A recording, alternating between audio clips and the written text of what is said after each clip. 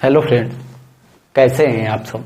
स्वागत करते हैं आपके अपने यूट्यूब चैनल सृष्टि एजुकेशन में। फ्रेंड्स, आज की इस वीडियो में हम देखेंगे व्यंजन के बारे में। हम इससे पिछले वीडियो में स्वर के बारे में पढ़ा चुके हैं। ये तीसरा वीडियो है।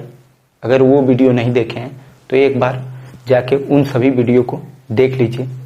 तो फ्रेंड्स, वीडियो अच्छा लगे, वीडियो की क्वालिटी अच्छी लगे और स्पेशली मेरी मेहनत अच्छी लगे तो वीडियो को लाइक, चैनल को सब्सक्राइब और अपने दोस्त मित्र या सगे संबंधी को भी शेयर करिए।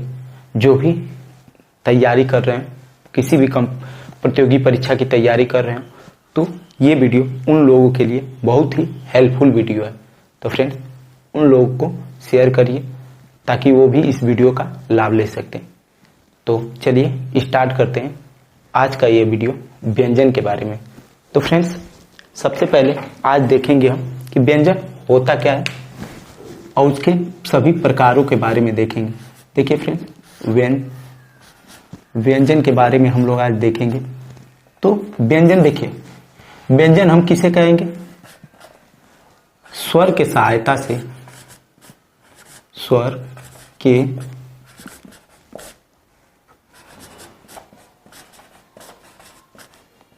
सहायता से बोले जाने वाले वर्ण या ध्वनि को व्यंजन कहते हैं। वर्ण या ध्वनि को क्या कहते हैं? व्यंजन कहते हैं। फ्रेंड्स, समझ में आ रहा होगा कि व्यंजन किसको कहते हैं? स्वर के सहायता से बोली जाने वाले वर्ण या ध्वनि को क्या कहते हैं? व्यंजन कहते हैं। तो फ्रेंड्स, आइए इसके बाद हम देखते हैं ये हम व्यंजन को कितने आधारों पे बांट के देखेंगे। तो फ्रेंड्स, वर्ण को हम लोग देखिए मुख्य रूप से हम सबसे पहले देखेंगे सामान्य आधार पे। सामान्य आधार पे फिर हम लोग देखेंगे प्रयत्न के आधार पे।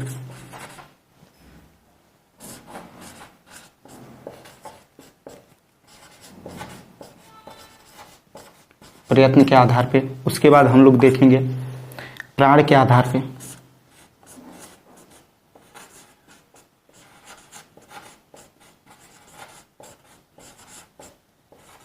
प्राण के आधार पे उसके बाद हम लोग देखेंगे घोष के आधार पे।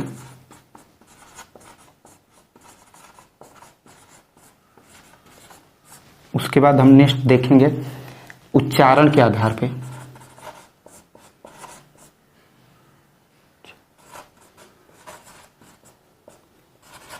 उच्चारण के आधार पे, उच्चारण के आधार पे और हम कुछ लास्ट में हम लोग देख लेंगे विशेष कुछ वर्ण विशेष हैं जिनके बारे में हम लोग देख लेंगे। तो फ्रेंड्स, हम आज इस वीडियो में हम किस किस बात पे डिस्कस करेंगे। तो देखिए, हम मुख्य रूप से ये देखिए, ये परिभाषा है। ये इसका क्या है? ये परिभाषा है व्यंजन का कि स्वर के सहायता से बोले जाने वाले वर्ण या ध्वनि को हम लोग क्या कहते हैं? व्यंजन। हम व्यंजन को कितने आधारों पे अब बांट के देखेंगे? सामान्य आधार पे, प्रयत्न के आधार पे, प्राण के आधार पे, घोष के आधार पे, उच्चारण के आधार पर और विशेष आधार पे। कुछ ऐसे वर्ण हैं जो विशेष वर्ण हैं, उनके आधार पे हम लोग बांट के इन सभी आधारों पे हम लोग स्वर को जानेंगे। तो चलिए एक एक करके जानते हैं।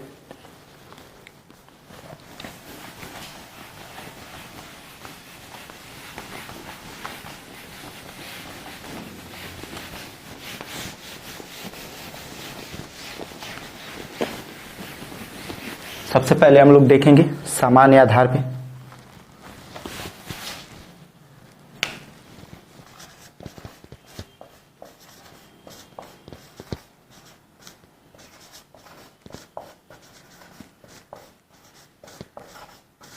सामान्य आधार पे देखिए, सामान्य आधार पे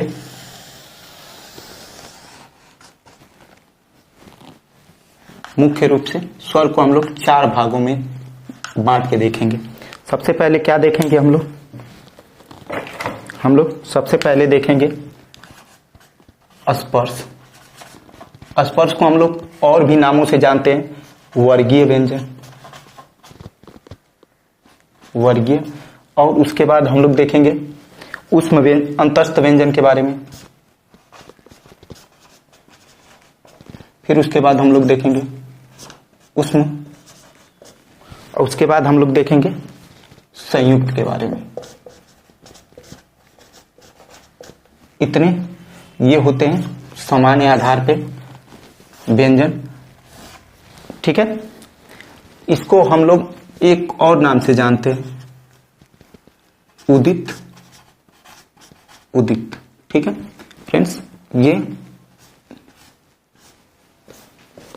हम लोग मुख्य रूप से इतने आधारों पे स्वर को बांट के देखते हैं। तो देखिए, सबसे पहले हम जानते हैं कि स्पर्श व्यंजन क्या होता है। तो देखिए, स्पर्श व्यंजन वो होता है, देखिए व्यंजन, स्पर्श व्यंजन मुख के किसी न किसी भाग को ये स्पर्श करेगा। स्पर्श व्यंजन क्या करेगा, इसका नाम से ही आपको समझ में आ रहा होगा कि मुख के किसी न किसी भाग को स्पर्श करेगा। समझ में आ रहा है फ्रेंड, ये मुख के किसी न किसी भाग को स्पर्श करेगा, स्पर्श व्यंजन, ठीक है। अब नेक्स्ट है, इन्हें वर्गों में बांटा गया है। क्या किया गया है, इन्हें वर्गों में बांटा गया है। इसी वजह से इसको क्या कहते हैं, वर्गीय व्यंजन।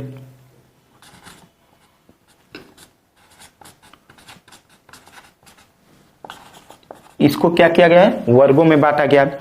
और इनकी संख्या कितनी होती है, इनकी संख्या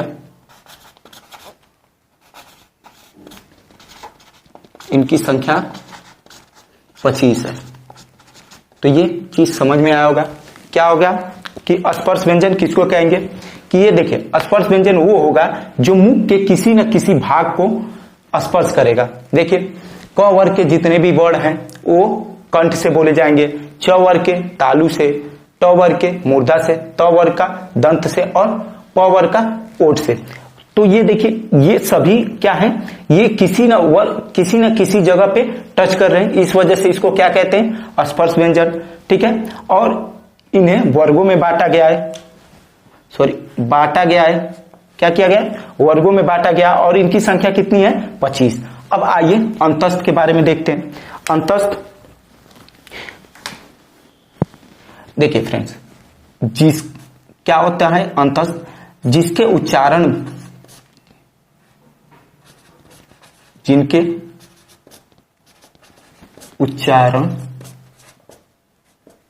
में क्या हो जाए, जिनके उच्चारण में वायु मुख के भीतर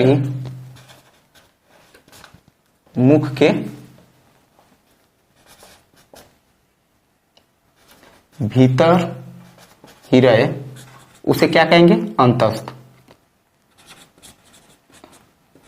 इसमें क्या होता है, अंतस्थ को हम लोग बोलते हैं, तो जब हम अंतस्थ को उच्चारण करते हैं, जैसे इनकी संख्या कितनी होती है, 4 होती है, और इसको हम लोग जब उच्चरित करते हैं तो क्या होता है, जैसे य, र, य व र,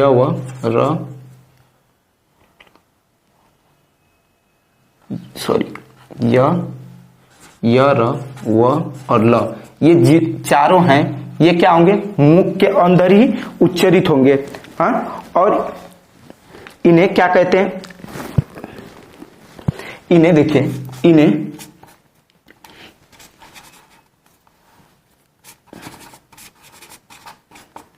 स्वर और व्यंजन के बीच की कड़ी कहते हैं।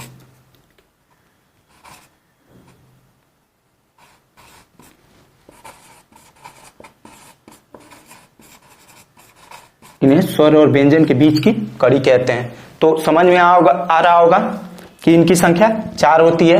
कौन कौन से? य, र, व, ल, ये चारों होते हैं। ये अंतस्थ क्या हो जाएंगे?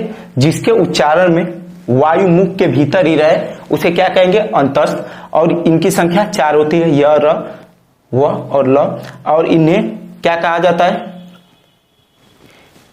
सॉरी, थोड़ा सा फ्रेंड ये सही क्रम में नहीं है। य, र और वह, ये जो चारों हैं ये क्या हो जाते हैं? ये सभी अंतस्थ जो ये चारों हैं, ये जब भी इनका उच्चारण करेंगे वायु मुख के भीतर ही रहेगा। ये इनकी संख्या, और इन्हें स्वर और व्यंजन के बीच की कड़ी कहते हैं। इन्हें एक और अर्ध स्वर के नाम से भी जाना जाता है।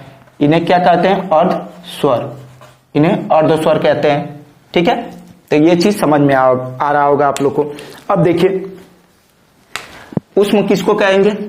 देखिए इसको उच्चारण करने पे क्या होगा? उच्चारण करने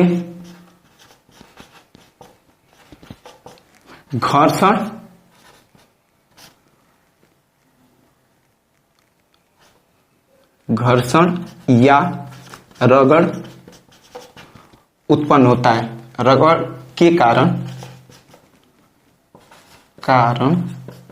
क्या होता है? ऊष्मा उत्पन्न होता है। ऊष्मा उत्पन्न होता है।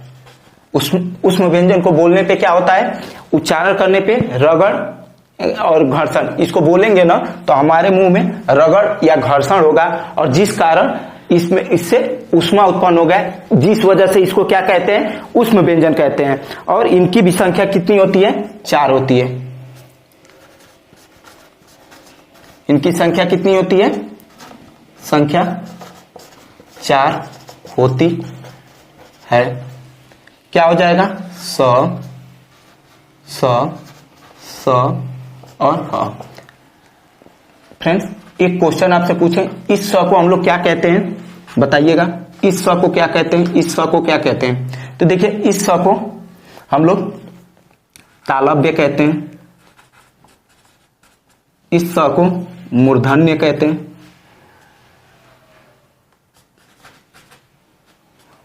मूर्धन्य कहते हैं। इस स को दंत स कहते हैं। तो ये फ्रेंड्स आप लोग नोट्स बनाते हुए चलिएगा। ठीक है, अब आइए देखते हैं संयुक्त स्वर के बारे में। तो देखिए संयुक्त स्वर क्या हो जाता है कि जब 2 या 2 से अधिक वर्ण, इसमें क्या होता है? जब 2 या 2 से अधिक वर्ण मिलके, इसमें क्या होता है संयुक्त स्वर में? जब ये 2 या 2 से अधिक स्वरों से मिलके बना होता है,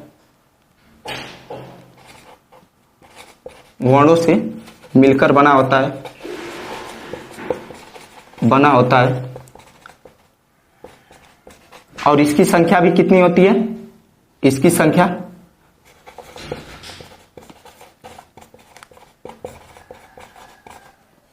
4 होती है। ठीक है, कौन कौन से देख लीजिए। छ, त्र और ज्ञ और क्या हो जाएंगे? स्र। देखिए छ ये किससे मिलके बना होता है? क प्लस स प्लस अ। वो त्र देखिए त प्लस र प्लस अ। ज्ञ किससे मिलके बना होता है? ज्ञ ज प्लस य प्लस अ। और स्र किससे मिलके बना होता है? स प्लस र प्लस अ। ये चारों वर्ण ये संयुक्त कहलाते हैं। तो फ्रेंड्स ये सामान्य आधार पे आपको समझ में आया होगा कि मुख के अंदर जब हम ये स्पर्श क्या होता है? मुख के किसी न किसी भाग को स्पर्श करेगा, और इन्हें वर्गों में बांटा गया। इसी आधार पे स्पर्श या वर्गीय कहते हैं। और इनकी संख्या 25 होती है। अंतस्थ जिसके उच्चारण में वायु मुख के भीतर ही रहे उसे क्या कहते हैं? अंतस्थ। इनकी संख्या 4 होती है, य, र, ल और व इन्हें स्वर और व्यंजन के बीच की कड़ी कहा जाता है। इसे अर्ध स्वर भी कहा जाता है। उसमें क्या होता है, उच्चारण करने पे घर्षण या रगड़ के कारण क्या होता है, ऊष्मा उत्पन्न होती है, जिस कारण इसे ऊष्म व्यंजन कहते हैं। इनकी भी संख्या 4 होती है, स, स और ह। स को तालव्य स, इसे मूर्धन्य स और इसे दंत स कहते हैं। ये कंठ से बोला जाता है, ये कंठ से बोला जाता है, ह कंठ से। और संयुक्त क्या हो जाएगा, जब 2 या 2 से अधिक वर्णों से मिलके ये बना होता है संयुक्त। इनकी भी संख्या 4 होती है, छ, त्र, और स्र, छ, त्र, ज्ञ और स्र। ये छ, क प्लस स प्लस अ, त प्लस र प्लस अ, और ज्ञ, ज प्लस य प्लस, यहाँ पे हलन छूट गया है, सॉरी, ज प्लस य प्लस अ, और स्र, स प्लस र प्लस अ। ये चारों हो गए। चलिए इसके बाद हम देखते हैं कि सामान्य आधार पे कौन कौन से होते हैं ये वर्ण। थोड़ा सा इसके बारे में हम लोग डिटेल से देख लें, उसके बाद हम लोग आगे देखेंगे। क्या हो गया, देखिए पहला होता है ये क वर्ग, फिर च वर्ग, ट वर्ग,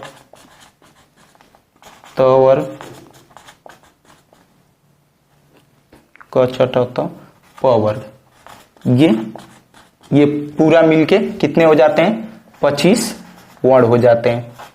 ठीक है, ये टोटल, ये दिखने में आपको 3 समझ में आ रहा होगा। ये कितने हो जाते हैं, 25 वर्ण। क वर्ग को हम लोग कहां से बोलते हैं, कंठ से।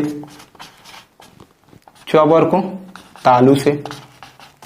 देखिए क वर्ग का मतलब आपको समझ में आ रहा होगा, क से क, ख, ग, घ, अंग, ये जितने भी होते हैं पांचों, ये कहां से बोले जाते हैं, कंठ से। च तालु से, ट मूर्धा से, त दंत से, और प ओष्ठ से, ओष्ठ से। अब देखिए अंतस्थ, ये देखिए अंतस्थ, देखिए ये हो जाएगा य के बाद र, फिर ल, फिर व। देखिए और उसमें में क्या हो जाएगा, स और ह। देखिए इन सभी को क्या हो गया, ये सब ये हो गया। इसको हम क्या कहेंगे,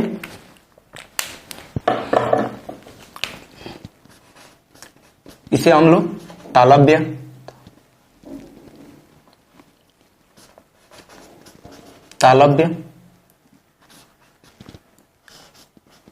इसे मूर्धन्य,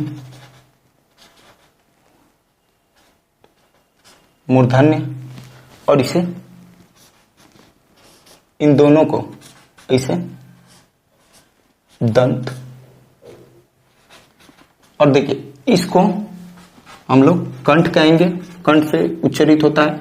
और ये वह जो होता है, इसको हम लोग ये दंतोष्ठ, ये दंतोष्ठ से बोला जाता है। फ्रेंड्स वह कहां से बोला जाता है, दंतोष्ठ से, और ह कंठ से। अब संयुक्त के बारे में जान लीजिए।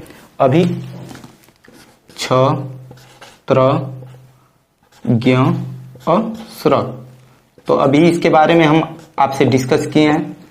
क प्लस स प्लस अ, त प्लस र प्लस अ, ज प्लस य प्लस अ, स प्लस र प्लस अ। तो आप देखिए ये इस चीज को आप लोग नोट कर रहा हो तो नोट कर लीजिए। इसकी भी संख्या 4 होती है, इसकी भी संख्या 4 होती है, ये इसकी संख्या कितनी होती है, 25। ठीक है, देखिए अब ये सामान्य आधार पे था। अब आइए देखते हैं प्रयत्न के आधार पे।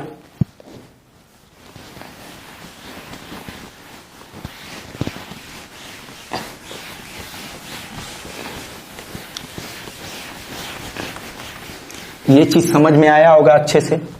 अगर कुछ भी डाउट रह जाता है तो आप कमेंट बॉक्स में रिप्लाई जरूर करिए, कमेंट करिएगा, कमेंट बॉक्स में कमेंट करिए। हम आपके सारे क्वेश्चन का आंसर आपको कमेंट बॉक्स में रिप्लाई करेंगे।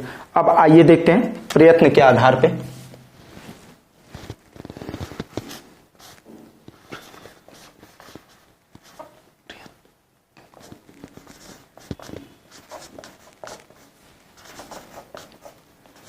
प्रयत्न के आधार पर अब देखिए, प्रयत्न के आधार पे हम स्वर को देखते हैं बांट के।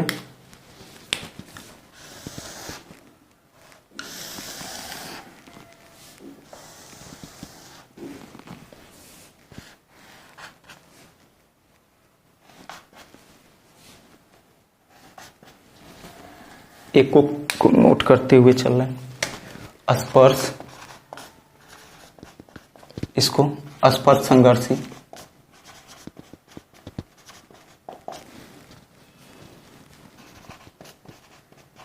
स्पर्श संघर्षी, और इसको संघर्षी। आगे देखिए, इसको हम लोग अब आगे देखेंगे पार्श्विक, पार्श्विक, नेक्स्ट लुंठित, लुंठित, लुंठित के बाद हम लोग देखेंगे द्विगुण, द्विगुण के बाद लास्ट हम देखेंगे, द्विगुण के बाद हम लोग लास्ट देखेंगे अर्ध स्वर,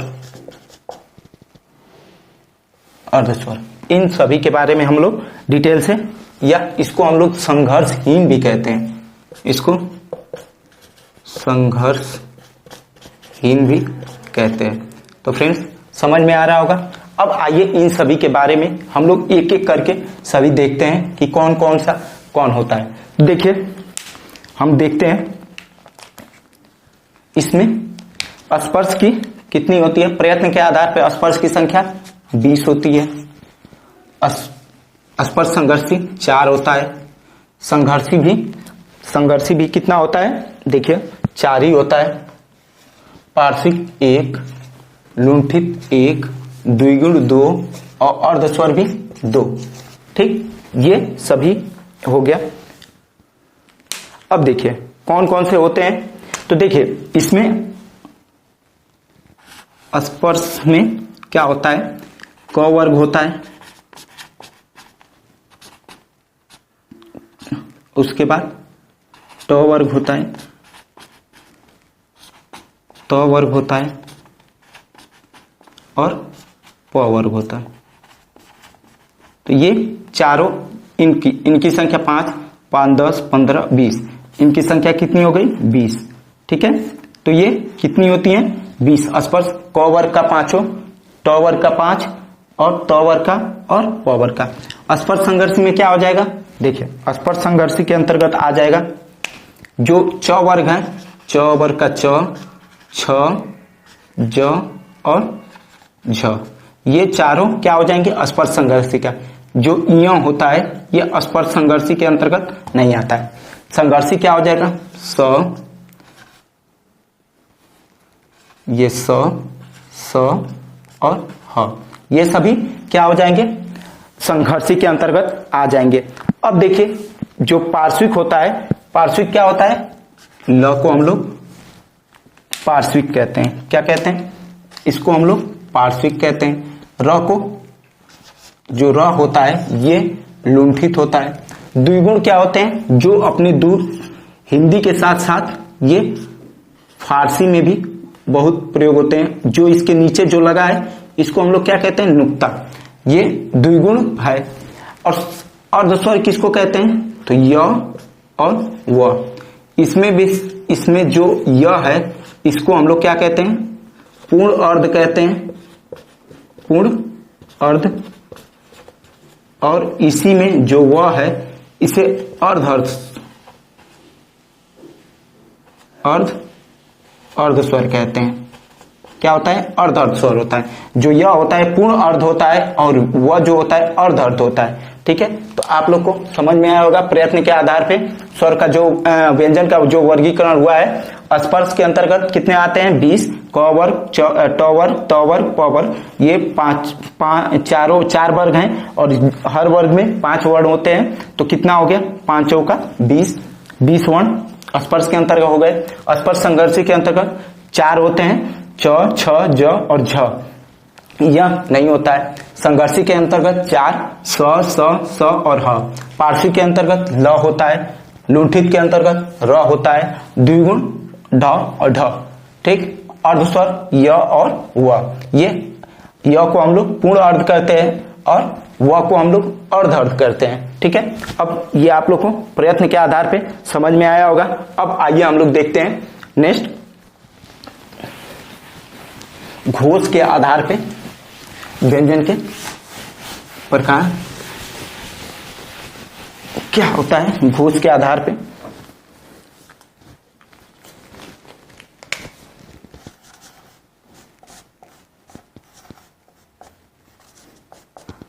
घोष, इसको हम लोग कई और नामों से जानते हैं।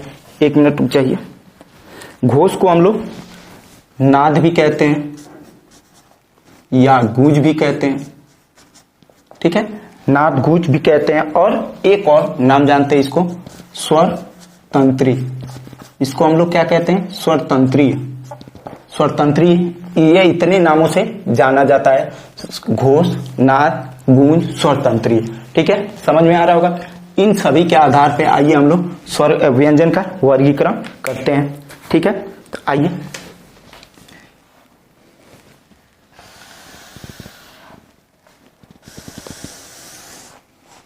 हम लोग इसको भी 2 प्रकार से 2 बांट के देखेंगे। एक हम लोग क्या देखेंगे? ट्रिक के आधार पे। एक हम लोग ट्रिक से जानेंगे और दूसरा हम लोग क्या जानेंगे? मैप से। जो हम लोग का हाथ है इसी के आधार पे हम लोग देखेंगे। ठीक है, तो एक ट्रिक से जानेंगे और दूसरा मैप से। ठीक है, अब आइए देखते हैं ट्रिक में क्या होगा। ये घोष जो है, एक घोष के आधार पे हम लोग क्या जान जाएंगे? अघोष। पहले इसको हम लोग, सॉरी 1 मिनट रुक जाइए। जो घोष होता है, घोष के आधार पे हम लोग इसको 2 भागों में बांट के देखते हैं। घोष कितने प्रकार के होते हैं? 2 प्रकार से। 2 प्रकार से। एक क्या हो जाएगा? अघोष और दूसरा सघोष। क्या हो जाएगा? अघोष और दूसरा सघोष। देखिए, अघोष क्या होता है? अघोष जिसमें केवल श्वास का प्रयोग हो, जिसमें सबसे ज्यादा श्वास प्रयोग होता है, उसको सघोष कहते हैं। अघोष कहते हैं, सॉरी अघोष। इसको हम लोग घोष भी कहते हैं। सघोष को घोष भी कहते हैं। इसे हम लोग सघोष को अक्सर एग्जाम में कभी कभी दे देता है सघोष या घोष। ठीक, या घोष पूछ देगा, घोष वर्ड है, तो आप कंफ्यूज ना होइएगा। ये सघोष और घोष दोनों एक ही चीज है। अघोष या सघोष या घोष। ठीक, समझ में आएगा। इसमें क्या होता है? श्वास के साथ साथ इसमें स्वर तंत्रीय में कंपनता होती है। स्वर तंत्रीय में कंपनता उत्पन्न होती है।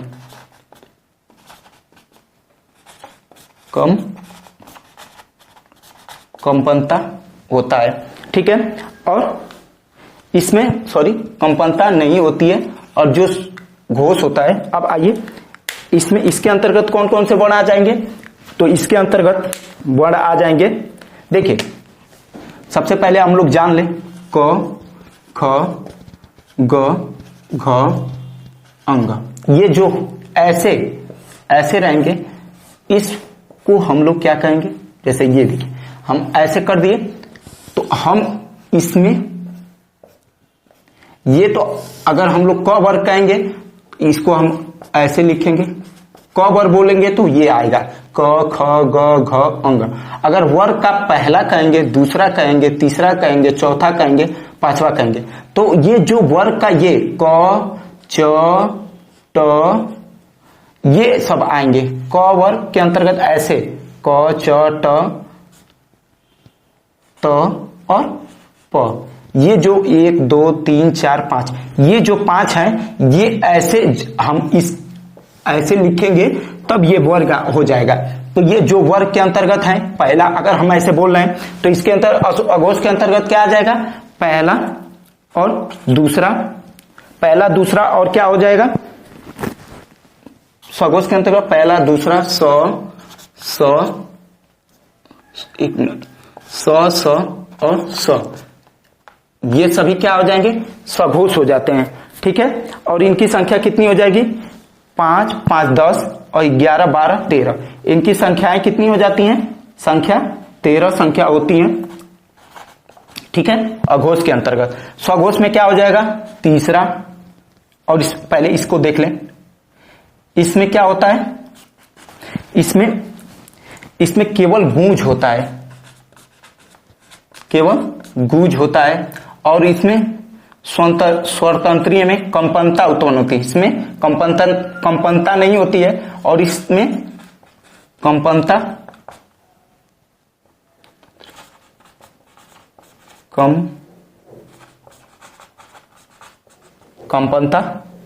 होती है। और इसके अंतर्गत कौन कौन से वर्ण आ जाएंगे, तो इसके अंतर्गत वर्ण आ जाएंगे तीसरा, चौथा, पांचवा प्लस ह और य र ल और व, ये मिलके 5 10 15 16 17 18 19 और 20 और सभी स्वर हो जाएंगे। ठीक है, मिला के टोटल ये 20 प्लस 11 कितने हो जाएंगे, कुल मिला के 31 वर्ण होते हैं घोष या सघोष के अंतर्गत। अब आइए मैप के आधार पे हम लोग देखते हैं कि मैप के आधार पे क्या होता है। तो देखिए सेम हम लोग क्या करेंगे, अपने हाथ का ऐसे, ये तो एग्जाम में हमारा हाथ का पंजा तो जाएगा ना, तो इसके आधार पे हम वर्णों को वर्गीकृत कर लेते हैं और जानते हैं। तो देखिए पहले हम लोग बना लेते हैं अपने फिगर को।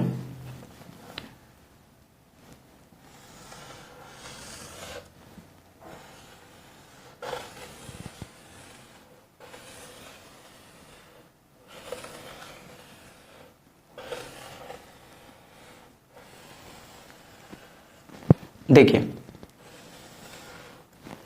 तो इसके अंतर्गत क्या आ जाएगा, इसके अंतर्गत क वर्ग, नहीं सॉरी, एक मिनट रुक जाइए, क च ट त और प, इसके साथ साथ क्या आ जाएंगे, इसके साथ साथ स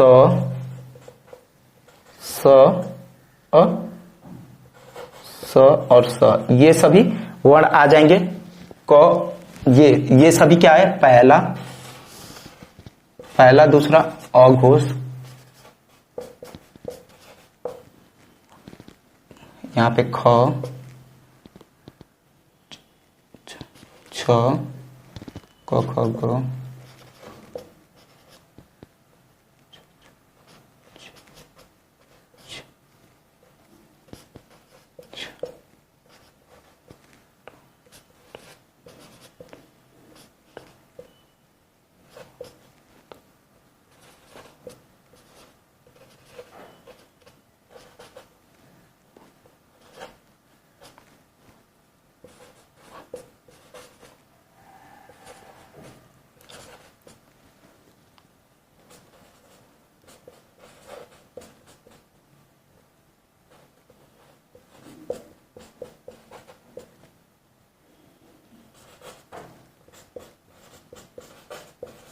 देखिए ये मैप बन गया, और ये इसको हम लोग क्या कहेंगे, पहला, इसको सघोष।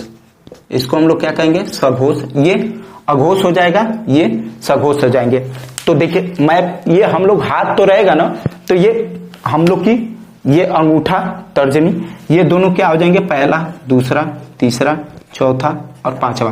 तो पहला, दूसरा और स और स, ये सभी क्या हो जाएंगे? अघोष। और तीसरा, चौथा और पांचवा। देखिए अपने हम लोग हाथ के आधार पर याद कर लेंगे कि पहला क ख ग क च ट त प, और ऐसे ही ये ख से जितने भी हो जाएंगे नीचे वर्ग वाले, ये ग के वर्ग वाले, घ के वर्ग वाले और अंग के वर्ग वाले। तो ये सभी इस आधार पे देख लेंगे और बस इसमें हम लोग क्या करेंगे? इन दोनों में स को ऐड कर लेंगे और बाकी सारा क्या हो जाएगा? ह। देखिएगा ये स ह नहीं है, ह क्या है? सघोष है। ह, य, र, ल, व और प्लस स्वर, ये सभी क्या हो जाएंगे? सघोष हो जाएंगे। अघोष क्या हो जाएगा? क च ट त प, ख छ ठ थ और फ, ये क्या हो जाएंगे? प्लस स, ये सभी क्या हो जाएंगे? अघोष, ये सघोष। तो आप लोग को समझ में आया होगा। अब आइए आगे देखते हैं। ये देख लीजिए अघोष, इसमें केवल श्वास होती है, इसमें स्वर तंत्रिया में कंपन नहीं होती है अघोष को बोलने में। सघोष को बोलने में क्या होता है? केवल गूंज उत्पन्न होता है और स्वर तंत्रिय में कंपनता उत्पन्न होती है। और अघोष के अंतर्गत कौन कौन से वर्ड आते हैं? पहला वर्ग, दूसरा वर्ग, स और इसके साथ क्या 13 होती है। और सघोष में केवल गूंज होता है, स्वर तंत्रिय में कंपनता होती है। तीसरा, चौथा, पांचवा और ह, य, र, ल, व और प्लस स्वर।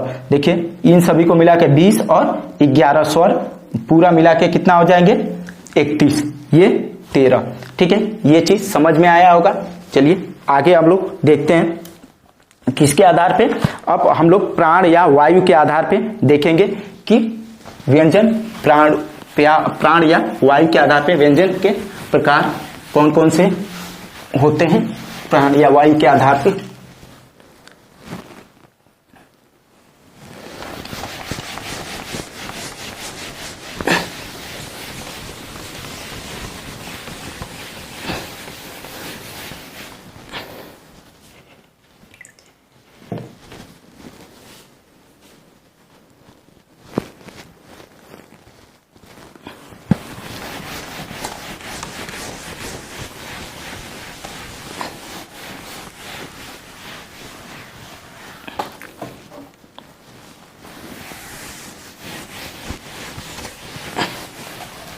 अब हम लोग देखते हैं प्राण या वायु के आधार पे। प्राण या वायु, प्राण को ही हम लोग वायु कहते हैं। अगर हम लोग वायु ना लेंगे या श्वास, वायु नहीं लेंगे तो हम लोग जिंदा हो पाएंगे? जिंदा रहेंगे? अगर हम लोग सांस नहीं लेते हैं तो इसी आधार पे इसको हम लोग प्राण भी कहते हैं, वायु भी कहते हैं, श्वास के आधार पर। आइए ऐसे ही सेम इसको भी मैप के आधार पे और ट्रिक के आधार पे, दोनों आधारों पे देखते हैं कि प्राण के आधार पे और वायु के आधार पे। अब हम लोग पहला देखेंगे ट्रिक से और दूसरा मैप से। ठीक, तो ट्रिक से तो ये भी प्राण के आधार पे भी दो प्रकार के होते हैं। एक होता है अल्प प्राण, जिसको बोलने में कम श्वास की जरूरत होती है, और एक महाप्राण। अब देखिए, जिसको बोलने में हमको क्या होती है, कम सांस का जरूरत होता है, और इसको बोलने में अधिक श्वास का प्रयोग होता है, अधिक श्वास का प्रयोग होता है।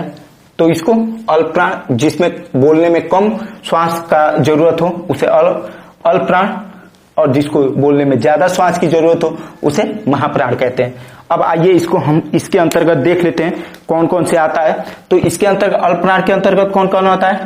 पहला वर्ग का पहला, अभी बताए इसके पहले ही कि वर्ग क्या होता है। क वर्ग में जितने क च ट त प, ये सभी क्या हो जाएंगे अल्पप्राण के अंतर्गत, पहला वर्ग, तीसरा और पांचवा, और प्लस क्या हो जाएगा स्वर, जितने भी स्वर होते हैं वो सभी, और प्लस य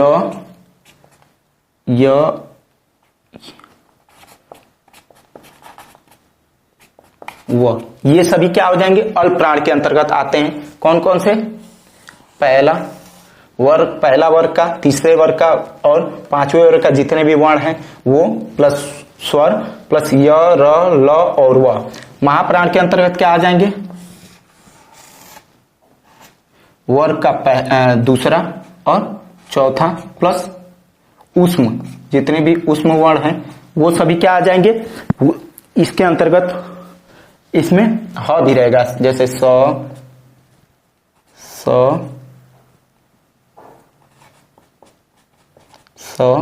प्लस ह, ये सभी क्या हो जाएंगे महाप्राण के अंतर्गत आ जाएंगे।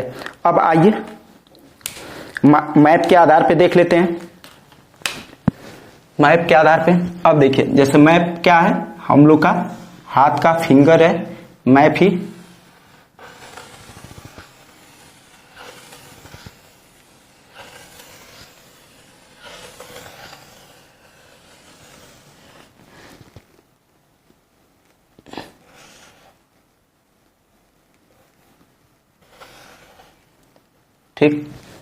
ठीक है। अब देखिए इसमें क च ट त प, ये पहला वर्ग हो गया, दूसरा, तीसरा, चौथा और पांचवा, और यहाँ पे भी ख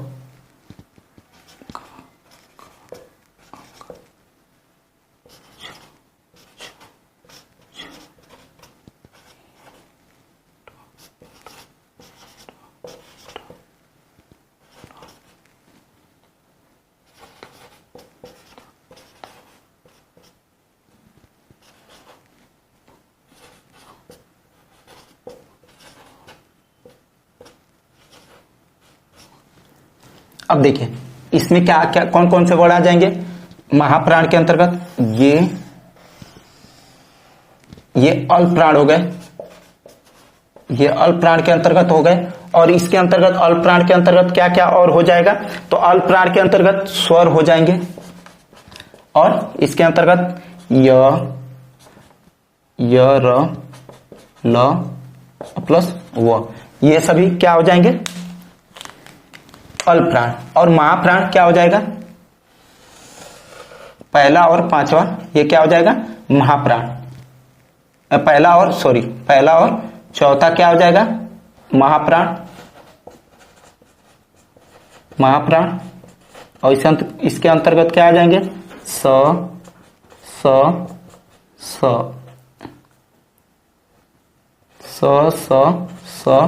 प्लस ह, ये सभी क्या हो जाएंगे महाप्राण हो जाएंगे।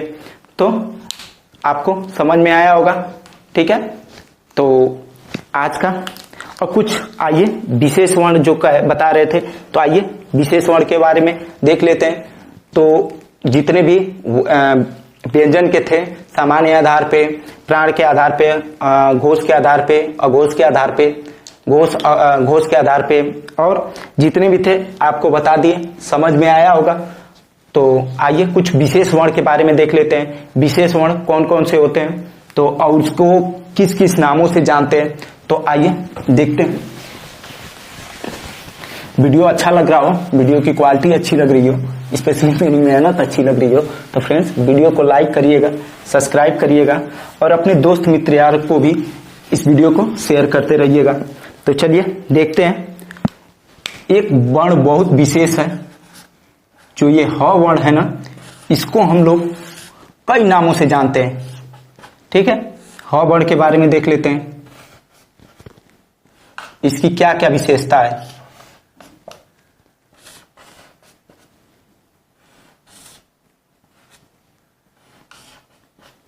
अब देखिए ह वर्ण के बारे में देखते हैं, इसको क्या क्या कहते हैं। तो ह वर्ण को हम लोग क्या कहते हैं, ऊष्म वर्ण भी कहते हैं, काकल्य वर्ण कहते हैं,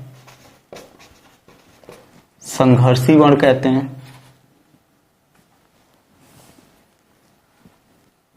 संघर्षी कहते हैं, संघर्षी कहते हैं। उष्म वर्ण कहते, उष्म संघर्षी भी हो गया। और क्या हो जाएगा, प्राण वर्ण भी कहते हैं, इसको प्राण कहते हैं। और उष्म संघर्षी के नाम से भी जानते हैं इसको, उष्म संघर्षी, उष्म संघर्षी के नाम से भी जानते हैं। और किस नाम से जानते हैं इसको, कंठ वर्ण भी कहते हैं इसको, कंठ वर्ण, ठीक है, कंठ वर्ण कहते हैं। और सघोष होता है, सघोष, ये सघोष भी होता है। और क्या होता है, यंत्रीय भी होता है, ये इसको हम लोग यंत्रीय वर्ण भी कहते हैं। क्या कहते हैं, यंत्रीय वर्ण। तो ह के किस किस नाम से जानते हैं, तो देखिए ह को सघोष भी कहते हैं, यंत्री भी कहते हैं, उष्म भी कहते हैं, काकल्य वर्ण कहते हैं, संघर्षी वर्ण कहते हैं, प्राण वर्ण कहते हैं, उष्म संघर्षी कहते हैं। और कंठ, ये कंठ से बोला जाता है, इस वजह से इसको कंठ कहते हैं। तो इस ह की इतनी विशेषता है, इतने नामों से जाना जाता है। अगर इस पूछ दे काकल्य वर्ण है तो हम लोग अगर नहीं पता रहेगा तो एग्जाम में हमसे गलतियां हो सकती है। तो ये ह काकल्य वर्ण जानते हैं। अब एक और वर्ण है, इन वर्ण के बारे में भी जान लेते हैं।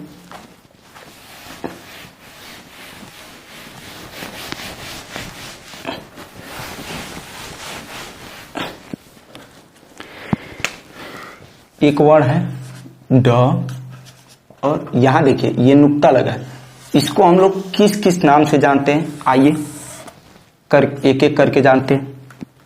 इसको हम लोग द्विगुण, द्विगुण के नाम से जानते हैं। इसको हम लोग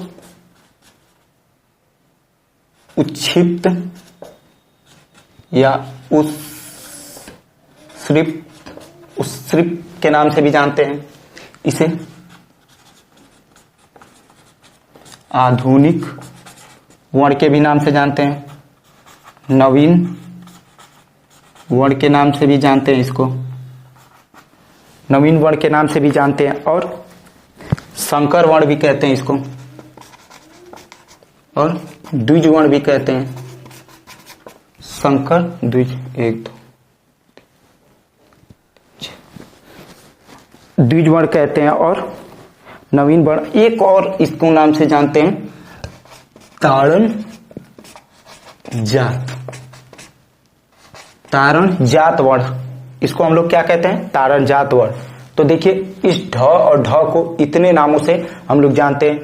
देखिए काउंट करिए, 1 2 3 4 5 6 7 8, ये 8 नामों से जानते हैं इसको।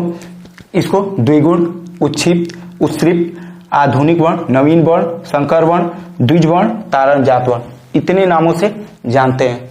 तो फ्रेंड्स आज व्यंजन का क्लास खत्म हो गया। अब आइए फ्रेंड्स, अब बताइए वीडियो कैसा लगा, वीडियो की क्वालिटी कैसी लगी, स्पेशली मेरी मेहनत कैसी लगी। अगर अच्छी लगी है तो वीडियो को लाइक, चैनल को सब्सक्राइब और अपने दोस्त मित्र यार सगे संबंधी को भी वीडियो को शेयर करिए, ताकि वो भी इस वीडियो का लाभ ले सके और अपनी एग्जाम की तैयारी और अच्छे और मजबूत ढंग से कर सके। स्वर और व्यंजन आप वीडियो देखिएगा, एक बार ना समझ में 2 बार देखिएगा। अगर कुछ उसमें भी दिक्कत हो रहे हो तो कमेंट बॉक्स में कमेंट करिएगा, उसका रिप्लाई हम जरूर कमेंट बॉक्स में आपको देंगे या उस पर नया वीडियो लाएंगे। अगर तो मिलते हैं कल की वीडियो में नए टॉपिक के साथ। और फ्रेंड्स एक बात, आप स्वर और व्यंजन से जितने भी क्वेश्चन हैं आप उसको सॉल्व करिएगा। अगर जो क्वेश्चन आपको फंस रहा है तो एक बार कमेंट बॉक्स में कमेंट करिएगा, हम आपके उस क्वेश्चन का एक वीडियो बनाएंगे और आपके सामने लाएंगे। तो मिलते हैं कल की वीडियो में एक नई टॉपिक के साथ। आज आपसे लेते हैं विदा, धन्यवाद।